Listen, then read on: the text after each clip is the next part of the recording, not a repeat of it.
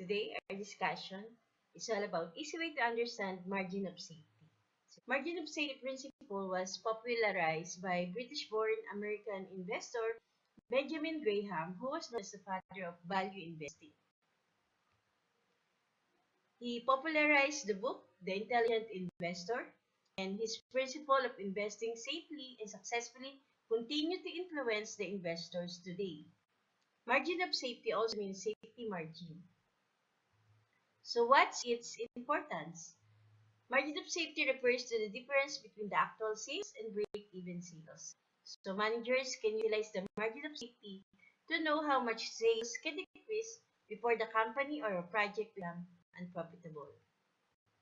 So in investing, margin of safety incorporates quantitative and qualitative consideration to determine a price target and a safety margin that discounts the target. In accounting, it is built into break-even forecast to allow for some leeway in those estimates. As a financial metric, the margin of safety is equal to actual sales or projected forecasted sales and sales at the break-even point.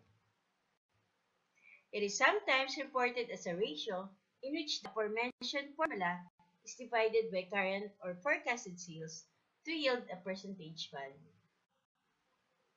First formula of margin of safety is to let us know the actual sales, and then you deduct it to the break-even sales divided by its actual sales. Second formula is margin of safety is equals to forecasted sales minus break-even sales divided by forecasted sales.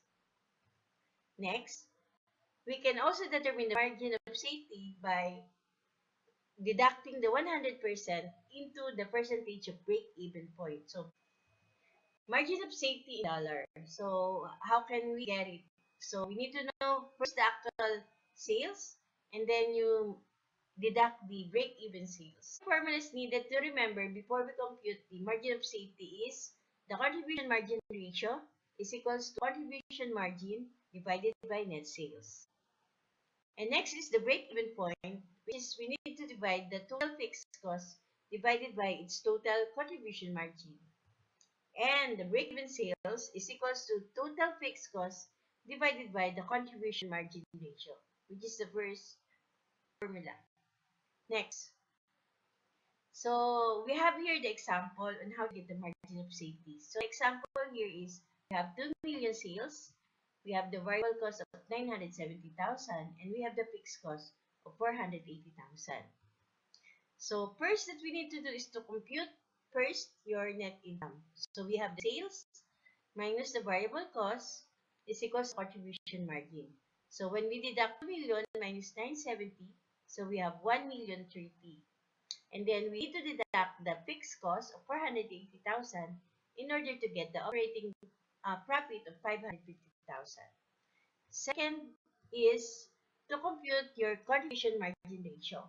So how to compute? Again, contribution margin ratio is computed by means of getting the contribution margin amount, which is 1,030,000 divided by the amount of sales, whether it is a forecasted or actual sales, divided by 2 million. So here we have 51.5% contribution margin ratio. Next is we have to compute your break-even point. So break-even point is equals to total fixed cost divided by contribution margin. So we have here 480,000 divided by the contribution margin 1,030,000. So our break-even point is 46.6%. Then, fourth computation is to compute your break-even sales. So we already have the percentage of contribution margin ratio, so we can now determine the break-even sales. So how to get it? We first get the total fixed cost. How to get it? So we first get the total fixed cost of 480,000 divided by 51.5%, which is the contribution margin ratio, in order to get or in order to know the amount of the break-even sales, which is $932,038.83. We are now ready to compute the margin of safety. So how to get it? Again, we have the margin of safety is equals to actual sales minus the break-even sales divided by its actual sales. So we have now the actual sales of 2 million minus the break-even sales of 932,038.83 divided by 2 million. Okay? So our margin of safety is 53.4%. Or we can also get it by means of deducting the 100% into break-even point, which is 46.6. So 100% minus 46.6 is equals to 53.4%. Okay, so the last computation is how to get the margin of safety in dollars.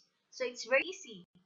First thing that you need to do is to get the amount of the actual sales, which is 2 million, minus the break-even sales amount, which is $932,038.83.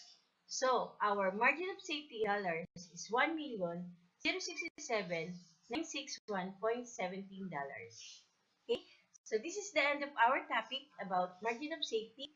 And please click, watch, and subscribe to Think Tank Like This.